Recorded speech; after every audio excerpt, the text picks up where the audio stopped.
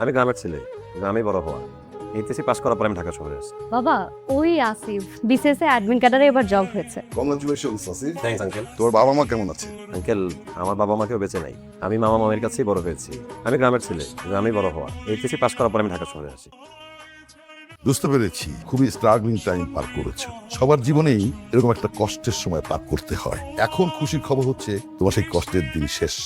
কি বলেন আঙ্কেল? চাকরির টাকা তো খুবই সীমিত। এই টাকা দিয়ে কি ইচ্ছা মতো লাইফ এনজয় করা সম্ভব? না, একদমই সম্ভব না। বেতনের টাকা দিয়ে সংসার চালানো সম্ভব না। আর তুমি বেতনের টাকায় হাত কেন দেবে? এত কষ্ট করে কাঠখড় পুড়িয়ে এই জায়গায় এসেছো বেতনের টাকা তুলে খাওয়ার জন্য? अरे कहना क्या चाहते हो? বুঝলাম না আঙ্কেল। সমাজদারকে নিয়ে ইশারাই কাফি। আমি একজন এক্স সরকারি কর্মচারী। এই যে বাড়িটা দেখছো না, এই বাড়ির মতো ঢাকাতে আরো দুটো বাড়ি আছে, 3টা ফ্ল্যাট আছে। গ্রামে আলিশান বাড়ি করেছি। তোমার কি মনে হয় এসব বেতনের টাকা দিয়ে সম্ভব? না আঙ্কেল, সম্ভব না। বেতনের টাকা দিয়ে সচ্ছল ভাবে মাস পার করা সম্ভব, কিন্তু এত তো গাড়ি বাড়ি করা সম্ভব না। তো আঙ্কেল, আপনি এত কিছু কিভাবে করলেন? আমাকে একটু টিপস দিবেন। আর ট্রিপস দেওয়ার জন্যই তো বসে আছি। তোমাকে দেবো না তো কাকে দেবো? তুমিই তো আমার ভবিষ্যৎ।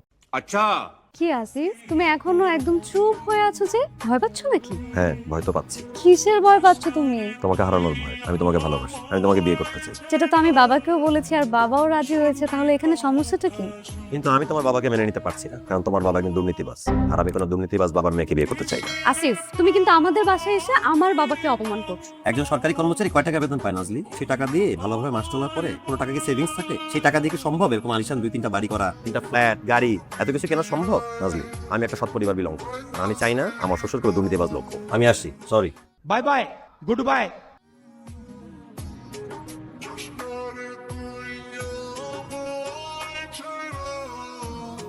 আসিফ দাঁড়া, কি চাও আসলে তুমি বলো তো? শোনো, আমার কথা খুব সিম্পল। তুমি যদি তোমার দুর্নীতিবাজ বাবাকে ছেড়ে আসতে পারো, আমি তাহলে তোমাকে বিয়ে করবো, নাহলে আমি তোমাকে বিয়ে করবো না। তুমি কি আমার সেই আসিফ যাকে আমি 5 বছর ধরে চিনতাম? আমি তো আজকে তোমাকে চিনতেই পারছি না। একটা ভালো চাকরি পাইছো আর পোল্ট্রি নিয়ে নিছো না?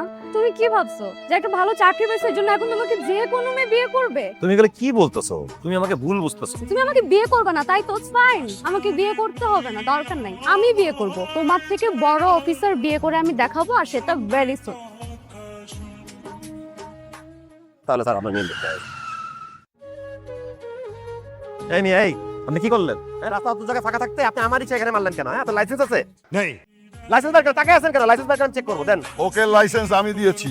ওর ড্রাইভিং লাইসেন্স বিআরটিএ দিয়েছে, আর তোমার পেছনে ধাক্কা মারার জন্য লাইসেন্স আমি দিয়েছি। তোমাকে ওভারটেক করে যাচ্ছিলাম, দেখলাম তুমি রিকশায় বসে পরে কথা বলতে বলতে যাচ্ছ। তখন মাথার মধ্যে একটা দুষ্টু বুদ্ধি খেয়ে তাই তোমাকে ধাক্কা দিয়ে দিলাম। কিন্তু কেন? আপনি আমার সাথে এটা কেন করলেন? তোমার অবস্থান তোমাকে বুঝিয়ে দিতে। অন ডিউটি তুমি যতই পাওয়ারফুল হও না কেন, অফ ডিউটিতে সেই পাওয়ার ধরে রাখতে হলে পায়ের নিচের মাটি শক্ত রাখতে হয়।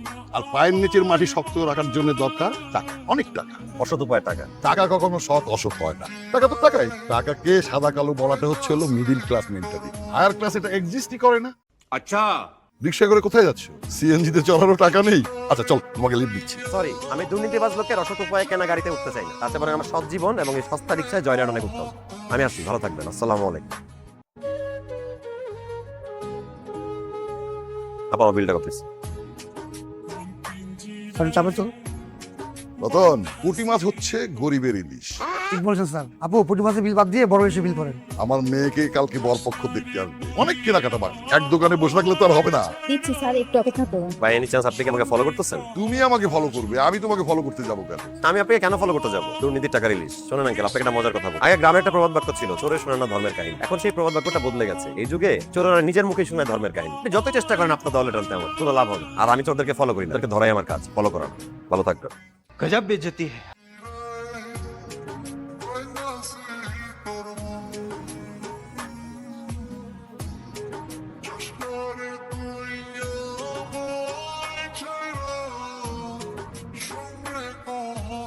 ইন্সপেক্টর সাহেব, ধরেন তো এটা।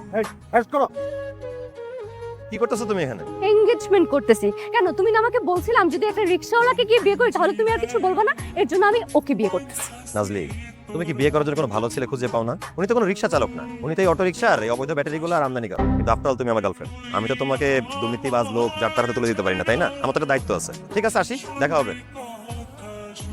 বাবা, সেদিন আমার জন্য তোমার আসিফের কাছে অপমানিত হতে হলো, তার জন্য তো আমিই তাই। আরে বাদ দে, আসিফ ছোট মানুষ, ও ভুল করবে, এটাই তো স্বাভাবিক। আস্তে আস্তে সব ঠিক হয়ে যাবে। দেখা যাক বাবা কি হয়। নাজি, জি বাবা। তুই কি ওকে বলতে পারবি? ঠিক বুঝতে পারছি না বাবা। হয়েছে, এত চাপ নিতে হবে না, দেখা। তোমাকে তো কপাল ভালো, তোমার বাপ পয়সা থাকতে তোমাকে দুই বাইরে জমি গুলার লেখা দিয়ে গেছে। আপনার কথা তো আমি কিছুই বুঝতেছি না। আর সকাল বেলায় তো তোমার বাপে আমার কাছে আইছিল, তোমার ছোট ভাই আমির আছে না, আমিরের নামে ওই যে বাড়ির ভিটার যে জমি আছে ওইটা লেখা দিছে, আর তোমার নামে ওই লেখা বাজারের মধ্যে যে দোকানটা আছে ওইটা লেখা দিছে। ও আচ্ছা, তুমি মনে হয় তো অবাক হইলা, তুমি কিছু জানো না? জানুন না কেন, গতকাল রাইতেই তো ওই আব্বার সাথে আমার এই বিষয়ে কথা হইলো। আমি নিজেই কইছি বাড়ি বিটা যা কিছু আছে সব যাতে আমিরের নামে লেখা দেয়। আসলে দোকানে এত কাজের চাপ, সবকিছু মনে রাখতে পারি না, কেমন জানি ভুলা যায় সবকিছু। না ঠিক আছে, আমি না একটা জিনিস ঠিক বুঝতেছি না, তো বাজারের ভিতরে যে দোকানটা আছে ওইটার কতটুকু জমি আবার কতটুকু দাম হইবে, আর বাড়ির ভিতরে যে ভিটা আছে ওইটার তো মেলা দাম, ওইখান থেকে তোমার কিছু লেখা দিল না, অন্যায় হয়ে গেল না?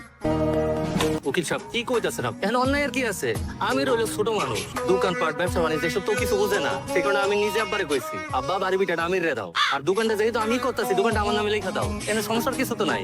এই না হইলো ভাইয়ের মতো ভাই, এরকম একটা বড় ভাই পাওয়া আমিরের জন্য কিন্তু ভাগ্যের বিষয়। আমরা তো ছোটবেলা থেকে দেখাইছি জমি জিয়াতের জন্য ভাইয়ে ভাইয়ে খুনাখুনি মারামারি হয়ে যায়, আর সেইখানে তুমি তোমার ছোট ভাইয়ের সব অংশ লেখা দিতেছো।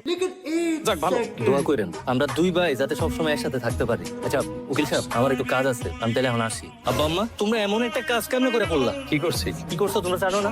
আমি তো তোমাকে সন্তান, তাই না? আমারে না জানে বাড়ি বিটা সবকিছু ভাগ করে ফেলাইলা, আমিরের নামে সবকিছু লেখা দিলা। একটাবার আমার জানানোর প্রয়োজন মনে করলা না? আমার একটাবার জানানোর প্রয়োজন পর্যন্ত মনে করলা না? ও তুই কি আমাকে কাছে কৈফত চাইতেছস? कौन है ये लोग, कहाँ से आते हैं? আমরা যেটা ভালো মনে করছি সেটাই সিদ্ধান্ত করছি, উচিত মনে করছি যেটা সেটাই করছি। এই ব্যাপারে কাউকে কোনো কিছু জানানোর ইচ্ছা বা অনিচ্ছা কোনোটাই আমার নেই। আমার কোনো অভিযোগও নাই, কিন্তু একটা প্রশ্ন আমার মনের মধ্যে খুব ঘুরপাক খাইতেছে। হঠাৎ কইরা কি এমন হয়ে গেল যে তোমরা এত বড় একটা সিদ্ধান্ত নিয়ে নিলা? না ভাবলাম যে হারে দিনকাল চলতেছে সবকিছু তো আমার হাতছাড়া হয়ে যাইতেছে। আর তাছাড়া তুই তো আমাকে কোনো কথা শুনোস না, তুই তো চলো সাথে বউর কথায়, বউ যেমনি করে তুই সেভাবেই শুনোস। তাই মনে করলাম যে আমরা বাচ্চা থাকতে থাকতে যদি আমিরের একটা ব্যবস্থা করে দিয়ে যেতে পারি তাহলে আমিরের ভবিষ্যৎটা ভালো হইব। अच्छा, আর এই ব্যাপারে কারো কাছে কোনো কিছু কৈফত দেওয়ার আমগো নাই। নিজের জায়গা সম্পত্তি সবকিছু হাতছাড়া হয়ে গেল, আর তুমি কিছুই কইলা না, তুমি নিজের ভবিষ্যতের কথাও চিন্তা করলা না। মানে তোমার মতো এরকম মানুষ না আমি আর দুনিয়াতে একটাও দেখি নাই। তুমি এত চিন্তা করতেছো কেন করতো? এই দোকানের জমি এগুলো তো আমার নামে দিয়ে দিছে আব্বা, তাই না? বাড়ি বিটা আমিরের নামে দিছে, তাতে সমস্যাটা কি? ও তো আমার ছোট ভাই, ওর নামে থাকা আর আমার নামে থাকা একই তো কথা। আসলে একটা ব্যাখ্যা, বড় ভাই হিসেবে সয় সম্পত্তি তুমিই বেশি পাও, আর সেই জায়গায় তোমার বাপ্পা সবকিছু তোমার ভাইয়ের নামে লেখা দিল, আর তুমি কোথাও সমস্যা কি? এই জিনিস তুমি মানলো আমি মানতে পারো। যা হইতে সেটা ভুলে যাও না, একটু শান্ত হও। আমার এসব আর সহ্য হইতেছে না।